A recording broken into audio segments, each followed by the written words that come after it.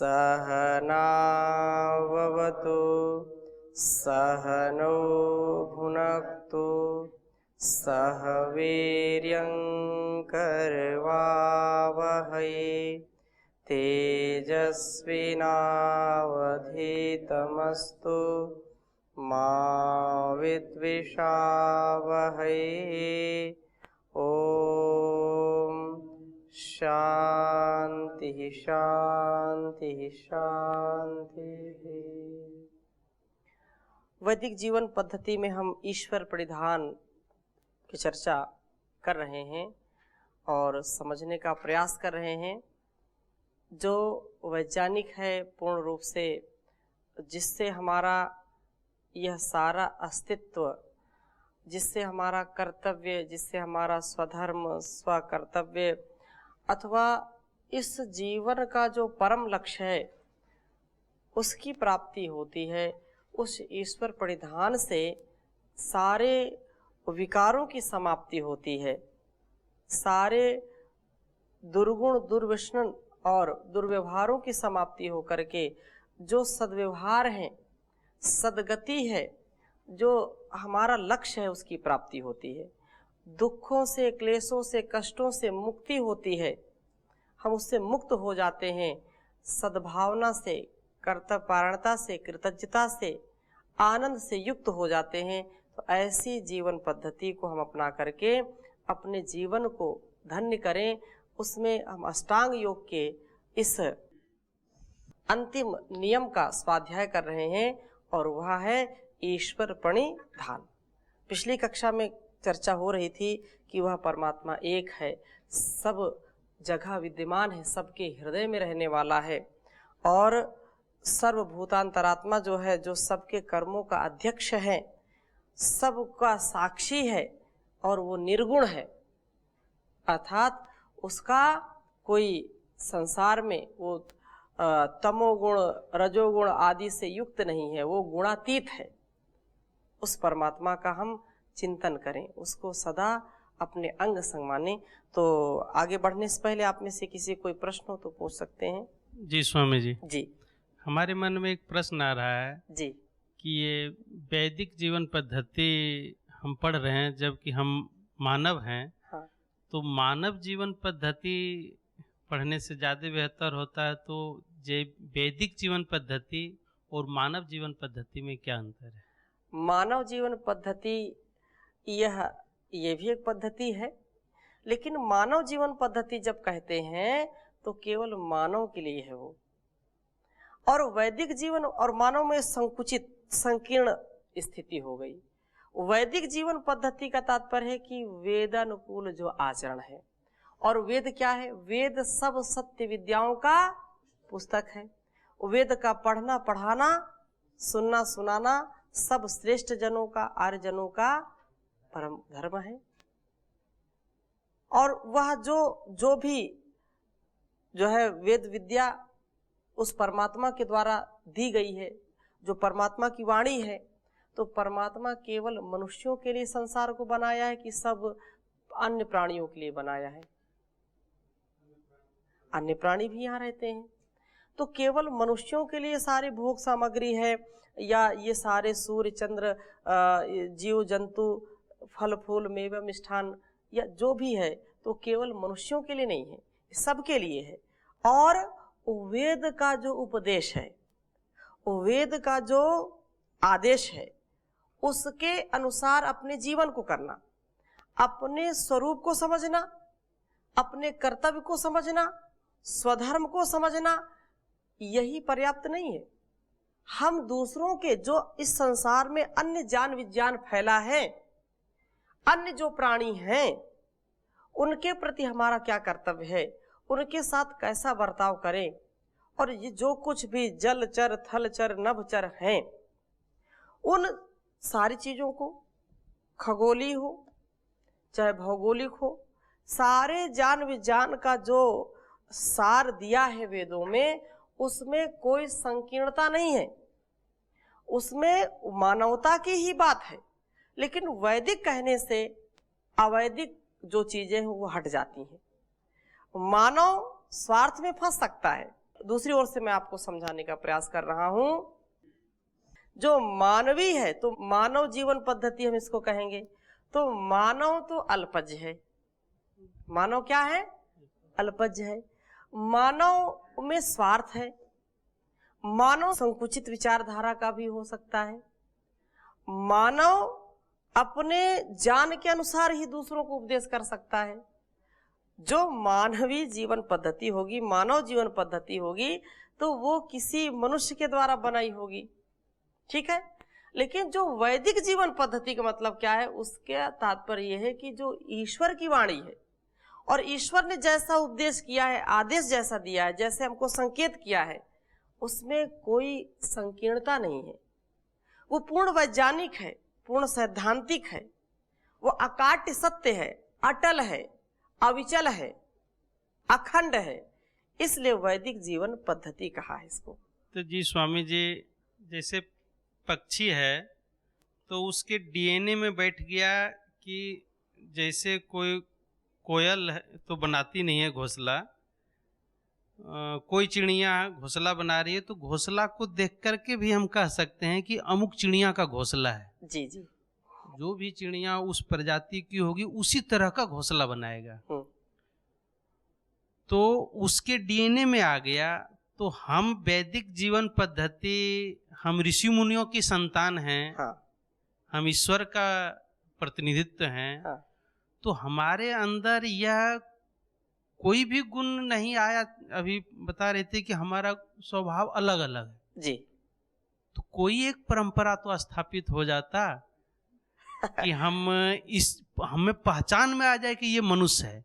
आज मनुष्य को पहचानने में परेशानी हो रहा है। ये बिल्कुल आप कटु सत्य कह रहे हैं। मनुष्य का स्वभाव है भूलने का, मनुष्य का स्वभाव है भोगों में फंसने का। जिन चिड़िया या पक्षी पशुओं की आपने बात की है, तो पशु पक्षी जैसा परमात्मा ने नियम बनाया है, जैसा उसके लिए संविधान बनाया है, उससे वो इतर काम नहीं करता है, उसी को मर्यादित ढंग से करता है। जो मांसाहारी है तो मांस ही खाएगा, कभी उसको घास खिलाओ तो घास खा नहीं सकता, चाहे मर जाए वो। कुछ जो शाकाहारी हैं तो उनको आप शाक सब्जी खिलाएंगे तो प्रेम से खाएंगे। वो भूख से पीड़ित होकर के रहें, उनको जो है आप किसी भी उसमें आप रखिए, कटघरे में रखिए, जाल में रखिए, पिंजड़े में रखिए और उनको मांस के टुकड़े खिलाइए। वो जो घास खाने वाला पशु पक्षी है वो मांस के टुकड़े नहीं खा सकता है। लेकिन मनुष्य का काम क्या है? सब कुछ हजम। तो अपने आप को हम ऐसा मान बैठे हैं कि भगवान का सर्वश्रेष्ठ कृति हम हैं, चूंकि वो अपने धर्म से अलग नहीं हो रहा है और तू भगवान का सबसे अच्छा प्रोडक्ट है वो। और हम जहां तहां भटक रहे हैं तो हम तो डिफॉल्ट हैं। इसमें डिफॉल्टर तो है ही है, लेकिन ये सर्वथा निर्विवाद निर्द्वंद होकर के, निर्भर होकर के हमको स्वीकृत, मतलब हमारे अंदर स्वीकार्यता होनी चाहिए। और सभी शास्त्रों ने इस बात की पुष्टि की है कि मनुष्य का जीवन सर्वश्रेष्ठ है। क्यों श्रेष्ठ है? क्योंकि ये भोग योनि भी है और कर्म योनि भी है। ये अगर बनना चाहेगा तो सबसे महान बन सकता है, देवता बन सकता है, कोशिश करेगा। और नहीं कोशिश करेगा, नहीं प्रयास करेगा तो ये पशु से भी नीचे गिर सकता है। बड़े भाग मनुष्य तन पावा, सुर दुर्लभ सब ग्रंथ ही गावा। ये मानव का चोला ऐसे नहीं मिलता है। हाँ, ये अनमोल रत्न मिला है, लेकिन लोग इसको भूल जाते हैं। जो आप अपनी बात कह रहे हैं ये पीड़ा, तो इसमें जो लोग वासनाओं से युक्त हैं, जो कुत्सित इच्छाओं से युक्त हैं, वो लोग आगे नहीं बढ़ पाते। वो चाह कर के भी ईश्वर का नाम नहीं ले पाते हैं। क्यों? क्योंकि उन्होंने अपने आप को इतना क्रूर बना लिया है, अपनी वासनाओं से, अपनी कुत्सित भावनाओं से अपने व्यक्तित्व को इतना जो है कुसंस्कारी बना लिया है कि वो थोड़ी देर यदि वो अकेले बैठ जाएं तो उनका दिमाग खराब हो सकता है। अकेले बैठ नहीं सकते वो। कभी कभी उनको नींद नहीं आती है, रात भर करवटें बदलते रहते हैं। क्यों? ऐसे कुकृत्य किए हैं, ऐसी जो है जो नहीं करने योग्य चीजें उनको करके वो अपने जीवन को बिल्कुल नष्ट कर देते हैं। लेकिन पशु पक्षी तो ऐसा नहीं करते। क्यों? वो केवल भोग योनि है। मनुष्य जो करेगा उसका परिणाम उसको भोगना पड़ेगा, ये विशेष है। वो महान कार्य करेगा तो उसको महानता का जो है श्रेय जाएगा, और यदि बुरा करेगा तो बुरा। लेकिन पशु पक्षी यदि वो बुरा भला कर रहा है तो उसको कोई श्रेय नहीं मिलेगा, उसको कोई पाप नहीं लगेगा, वो केवल भोग योनि है। गाय दूध देती है तो उसको पुण्य नहीं लगेगा, वृक्ष फल देता उसको कोई पुण्य नहीं लगेगा। लेकिन मनुष्य यदि किसी का हित करता है, किसी की भलाई करता है, तो उसको उसका परिणाम मिलता है, उसको उसका फल मिलता है। गाय लात मार दे उसको कोई पाप नहीं लगेगा, शेर पंजा मार दे, खा जाए, सर्प डस ले, उसको कोई पाप नहीं लगेगा। क्यों? तो उसकी भोग योनि है, वो भोग रहा है। लेकिन मनुष्य यदि किसी को अगर एक थप्पड़ भी मार दे, यदि किसी को भला बुरा कर दे, या किसी को अनावश्यक आंख दिखा दे और वो हिंसित हो जाए, उससे उसको कष्ट हो जाए, तो समझो उसको हिंसा हो गई और उसको उसका पाप लगेगा। जो जितना बड़ा होता जाएगा, जितना श्रेष्ठ होता जाएगा, उसका एक एक छोटा छोटा कार्य भी बहुत बड़ा परिणाम देने वाला होता है। इसलिए ये जो वैदिक जीवन पद्धति, इसमें हम अपने कर्तव्यों को समझते हैं, इस उपदेश को हम आत्मसात करते हैं जो संकीर्णताओं से ऊपर है, जो एंट से लेकर के एलिफेंट तक, कीड़ी से कुंजर तक, चींटी से हाथी तक के ध्यान विज्ञान को हमको बताता है, और हम कैसे इस संसार में व्यवहार करें, कैसे हम इससे पार हो जाएं, वो शिक्षा देता है। और ऋषियों ने इसको जिया है, ऋषियों ने ऐसा जिया है और हमारे लिए भी और उपदेश किया है। इसलिए इसको वैदिक जीवन पद्धति के नाम से हम आत्मसात करें और जानें। ये हिंदू, मुस्लिम, सिख, ईसाई या बौद्ध, जैन बनाने का जो लोग करते हैं, तो ये ऐसा नहीं है। तो केवल एक ही धर्म सिखाता है, एक ही कर्तव्य कर्म सिखाता है, मनुर्भव। आए दुनिया के लोगों, मनुष्य बनो। जब मनुष्यता आएगी तो अपने आप सारी चीजें चली जाएंगी। पशुता हमारे अंदर का जो राक्षसीपन है, जो वहशीपन है, वो भी सारा दूर हो जाता है, मन निर्मल हो जाता है, पवित्रता आ जाती है। और किसी कोई प्रश्न? जी स्वामी जी ओम जी। जैसे स्वामी जी, ईश्वर सर्वव्यापी है और मानव उसकी सर्वश्रेष्ठ रचना भी है जी। तो जैसे मानव अंतर्गत भी जो व्यभिचारी, दुराचारी होते हैं, तो उसमें ईश्वर होते हुए भी वो कैसे प्रेरित होता है कि वो व्यभिचार करता है अथवा अनैतिक कार्य करता है? तो इसमें जैसे ईश्वर है उसमें भी, लेकिन वो मतलब उसमें कि प्रेरित कौन करता है? रचना सर्वश्रेष्ठ है, ईश्वर भी वहाँ विद्यमान है, वो भी आत्मा है, लेकिन कैसे वो प्रेरित? जैसे गुण कर्म स्वभाव तो ठीक है, लेकिन ईश्वर क्यों उस चीज को मतलब रोकता नहीं, प्रोत्साहित करता है? तो ये क्या है? माता पिता आपके हितैषी होते हैं या आपका बुरा सोचते हैं? आपका भला सोचने वाले होते हैं कि बुरा सोचने वाले होते हैं? तो हितैषी होते हैं, हितैषी होते हैं। तो वैसे ही परमात्मा भी क्या है? हमारा हितैषी है। ठीक है। अच्छा, आप जब बड़े होते हैं धीरे धीरे, तो जैसे तो बचपन में माता पिता ने सिखाया ऐसा करना, ऐसे करना, वैसा करते हैं, फिर क्या पूरे जीवन वो आपको हाथ पकड़ करके बताते हैं ऐसा करना है? परमात्मा वह जो सबका पिता है, परम पिता उसको बोलते हैं ना, वो हमारे अंदर की प्रेरणा जो जागृत हमेशा रखता है।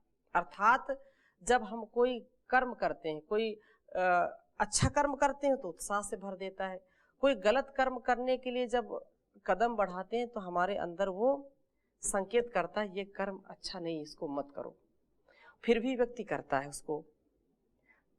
ये कोई कहे कि नहीं ईश्वर ही सब कुछ कराता है, जैसा आपका ये अंदर से मन है कि वो स्वतंत्र भी है और वो कराता भी है, यदि सर्वव्यापक है तो क्यों कराता है? इसका मतलब जो भी आतंकवाद है तो ईश्वर ही करा रहा है, जो भी व्यभिचार है, भ्रष्टाचार है, बलात्कार है, तो सब ईश्वर करा रहा है। जब ईश्वर को सर्वव्यापक बता दिया, सर्वंतरयामी है, भूतांतर आत्मा है, सबके हृदय में रहने वाला है और सबका साक्षी है, तो जो सबका साक्षी है तो ऐसे कुकर्म करने वालों को, भ्रष्टाचार करने वालों को साक्षी बन करके फांसी क्यों नहीं दिलवा देता है?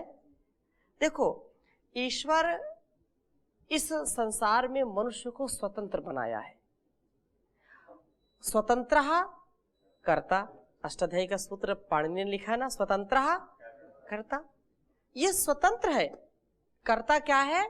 स्वतंत्र है, ये पराधीन नहीं है। यदि पराधीन होगा, जैसे कोई व्यक्ति नौकरी करता है, नौकरी करने वाला व्यक्ति मालिक जैसा बोलता है वैसा ही वो करता है। उसने जो व्यक्ति, एक उदाहरण बताता हूं, कोई जल्लाद का कार्य करता है, जल्लाद समझते हैं? और क्या उसको बोलते हैं? हाँ, कसाई, जल्लाद बोलते हैं। तो वो फांसी देने वाला होता है, वो फांसी देने वाला होता है। और जो है या गर्दन काटने वाला, पहले तो उसको गर्दन कलम कर देते थे, तो उसका उसमें दोष है, वो पाप करता है कि पुण्य करता है? कोई बहुत बड़ा व्यक्ति जो जिसने राष्ट्रद्रोह किया है, जो समाज में अशांति फैला रहा है, उसको दंड देना न्याय है कि अन्याय है? राष्ट्र की दृष्टि से तो राष्ट्र की दृष्टि से न्याय है। और उसको उसने जो है उसका सिर कलम कर दिया, उसको फांसी दी। अपने पूरे जीवन में कम से कम सैकड़ों उसने फांसी दी। तो उसका जब, और एक व्यक्ति ऐसा भी है कि चींटी मारने पर भी पाप लग जाता है। एक और ये है कि चींटी भी मर जाए तो पाप लगेगा, और एक और ये है कि व्यक्ति सर कलम करता है। तो ये स्वतंत्रता और परतंत्रता की बात मैं कह रहा हूं कि वहां पर वो जो व्यक्ति है वह एक नौकरी करता है और वह परतंत्र है। राजा ने जो न्याय पूर्वक, अन्याय पूर्वक, अन्याय से ही, या न्यायाधीश, आज की युग में हम कहें जो न्यायाधीश हैं, जो जज है, वो उसके ऊपर निर्भर करता है कि उसने न्याय कैसा किया है। लेकिन यदि उसने फांसी की सजा उसको दी है तो उस जो फांसी देने वाला व्यक्ति है उसको फांसी देनी पड़ेगी। पाप पुण्य किसको लगता है ये आप कह नहीं सकते हैं, लेकिन यदि ईश्वर भी ऐसा करे कि नहीं, आपको पूरा परतंत्र कर दे कि जो वो बोले वही करना है, तो न्याय व्यवस्था या कर्म फल व्यवस्था का कोई औचित्य नहीं। क्यों? क्योंकि जो कुछ कराने वाला वो तो ऊपर वाला ही करा रहा है। तो फल किसको मिलेगा? बोलो। जो सरदार हमारा है, जो स्वामी है, वो कह रहा चोरी करके लाओ, चोरी करके ले आए। वो बोलता है ईमानदारी से कमाई करो, कमाई कर रहे हैं। वो बोलता है यहाँ इसको खाओ, उसको खा रहे हैं। तो भाई आप तो गुलाम हैं, आप तो उसके पराधीन हैं, आप स्वतंत्र नहीं हैं। तो कर्म का फल किसको मिलेगा? उसको मिलेगा, आपको थोड़े मिलेगा। तो ईश्वर कर्म फल व्यवस्था देने वाला है, तो उसकी कर्म फल व्यवस्था नष्ट हो जाएगी। वो किसी को दंड नहीं दे सकता। क्यों? क्योंकि जो छुरी चलाने वाला वो भी वही है और जो बकरा है वो भी वही है। ठीक है, जो भ्रष्टाचार करने वाला वो भी वही है, भ्रष्टाचार करा रहा है, और जिसके साथ भ्रष्टाचार हो रहा वो भी वही है। जो आतंकवाद है, जो आतंकी है वो भी वही है, और जिनके ऊपर हो रहा वो भी वही है, वो देश भी वही है, हर जगह वही है। तो फिर अन्याय और न्याय की क्या बात है, धर्म अधर्म की क्या बात है? सब तो फिर बराबर हो गया, किसको दंड देंगे आप? इसलिए ऐसा नहीं है, ईश्वर न्यायकारी है और वह कर्म करने में स्वतंत्रता आपको दे रखी है ताकि आप उन्नत हो सकें। और आप जागरूक नहीं होंगे तो अवनति आपको मिलेगी, और जागरूक है तो उन्नति मिलेगी। वो आपके ऊपर निर्भर करता है। आपको सारा समाज दे रखा है। आपके शरीर की मैं बात करता हूं, आप यदि इंद्रियों को, आपके ऊपर निर्भर करता है। ये छोटे से उदाहरण से बताता हूं। आप स्वतंत्र हैं, स्वामी पूज्य सहदेव जी महाराज भोजन की अच्छी व्यवस्था करते हैं, उनको स्वतंत्रता है। सब कुछ आपको खिलाते पिलाते हैं, आपका कोई हाथ नहीं पकड़ता है, आपको दूध भी मिलता है, दही भी मिलता है, रसगुल्ले भी मिलते हैं, पनीर भी मिलता है, जो कुछ भी श्रेष्ठ भोजन आपको दिया जाता है। अब आप ज्यादा खा लेंगे तो आपको हानि होगी। स्वामी जी ने तो आपको स्वतंत्रता दे रखी है। अच्छा, आप बीमार हो गए तो स्वामी जी का क्या उसमें? अब जब स्वामी जी भोजन करा रहे हैं तो स्वामी जी तो आपकी पौष्टिकता के लिए भोजन बनाए हैं ना। भोजन जो मिलता है वो रोगी बनाने के लिए कि निरोगी बनाने के लिए? निरोगी बनाने के लिए। तो इस जो भी आपको पाकशाला में भोजन परोसा जाता है वो आप उसको खा पी करके बलिष्ठ बने, लेकिन आपको परतंत्र नहीं है। अच्छा ये बताओ, आपको यहाँ पर कोई रोटी गिन करके देता है कि इतनी रोटी खाना है? बोलो। अगर आपको ये बोले कि नहीं आपको 2 ही रोटी मिलेगी, आपको 2 चम्मच ही दाल मिलेगी, 1 चम्मच ही जो है आपको सब्जी मिलेगी, तो ये स्वतंत्रता है कि परतंत्रता है? परतंत्रता है। लेकिन आपको ऐसा नहीं है, आपको स्वतंत्र कर रखा है कि जितनी आपकी इच्छा हो, जितने में आपकी उन्नति हो उतना खाइए। अब कई लोग ऐसे हैं कि फिर जीतव्यम चाहे मर्तव्यम हचक भोजन, भोजन जो पौष्टिकता के लिए था, दूध पचता नहीं है, पीना 1 गिलास था और मित्र का भी आज नहीं आए तो 4 गिलास पी गया, सुबह 4 बार दस्त गया। तो ये स्वामी जी ने तो आपको दूध पीने के लिए 1 गिलास दिया था, अथवा आपको दूध इतना पीना चाहिए जितने में आप अच्छे रहें, आपका स्वास्थ्य खराब ना हो। तो ये जो भी पाकशाला मिलता है, ऐसे ये संसार में जो कुछ भी परोसा जा रहा है, अब बड़े विस्तार की बात करूं, संसार में जो कुछ भी परोसा जा रहा है उसमें कुछ खट्टी मीठी भी चीज होगी, जिससे यहाँ पर आपको सब चीज मिलती है, मतलब जो सात्विक है। सात्विक में भी हम अपने स्वास्थ्य का ध्यान रख करके भोजन करें। ऐसे ही जो सात्विक विचारधारा के लोग हैं, सात्विक चीजों का ग्रहण करेंगे, उसका आचरण करेंगे तो उनकी उन्नति होगी। और इस संसार में स्वतंत्र हैं आप, आपको कोई जबरदस्ती कुछ खाने पीने के लिए बाध्य नहीं कर सकता है। आपको यहाँ पर संखिया भी मिलेगा, आपको यहाँ पर शहद भी मिलेगा, आपको अमृत भी मिलेगा, आपको दवा भी मिलेगी, आपको दारू भी मिलेगी, हाँ, आपको अमृत भी मिलेगा, विष भी मिलेगा। आपके इंद्रियों पर यदि आपका नियंत्रण नहीं है तो आप उन्नति को प्राप्त होने वाले होंगे, आप अपने आप अवनति को प्राप्त होने वाले। यही यदि हम अपने को स्वतंत्र पूरा मान ले और स्वच्छंदता पूर्वक आंखों का काम देखना है और ये देखते रहे, नियंत्रण ना करें हम इनको, आंखें हमारी हमको धोखा दे जाएंगी, कान हमारे हमको धोखा दे जाएंगे। हमको नियंत्रण करना है, हमको इनको स्वतंत्रता तो है लेकिन नियंत्रण हमको करना है। इसलिए उस परमात्मा से हम बंधे जब होते तो हमारा नियंत्रण करता है।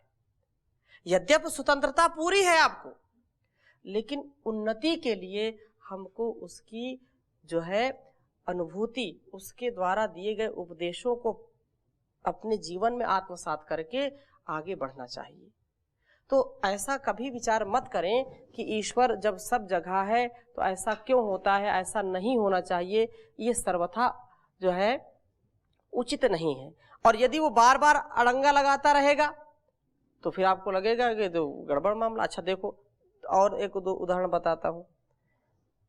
हर प्रकार के लोग हैं, थोड़ी सी धूप होने लगी तो क्या बोलते हैं, अरे बहुत धूप कर दिया, पता नहीं जो है परमात्मा ने आंखें खोल ली क्या, बिल्कुल जला ही देगा। ठीक। दूसरा, थोड़ी सी बरसात हुई, अरे वर्षा ही वर्षा हो रही है, दुर्दिन लग गए, वर्षा भी नहीं हुई और ये सूखा हो गया। ऐसे ही व्यक्ति का स्वभाव होता है। हम जब उस परमात्मा का चिंतन करेंगे तो गलत काम कभी नहीं करेंगे। ये परमात्मा ने हाथ दिए हैं पुरुषार्थ करने के लिए। अब इन हाथों का प्रयोग आप किसी को थप्पड़ मारने पर भी कर सकते हो और किसी के घाव पर जो है मरहम पट्टी करने के लिए, और उसी घाव पर आप नमक छिड़कने का भी काम कर सकते हो इन हाथों से। ठीक है। चाकू आपको दिया गया है, स्वतंत्रता आपकी है, किसी का गला रेत सकते हो या उससे फल काट सकते हो। ठीक है ना। आपको भुसुंडी दी जाए, मतलब बंदूक दी जाए, तो उससे रक्षा कर सकते हो। अथवा उससे भक्षक बन सकते हो, ये आपके ऊपर निर्भर करता है। तो कर्म प्रधान विश्व रचि राखा, जो जस करहि सो तस फल चाखा। इसीलिए कहा कि कर्म करना है और कर्म में स्वतंत्रता मिली है।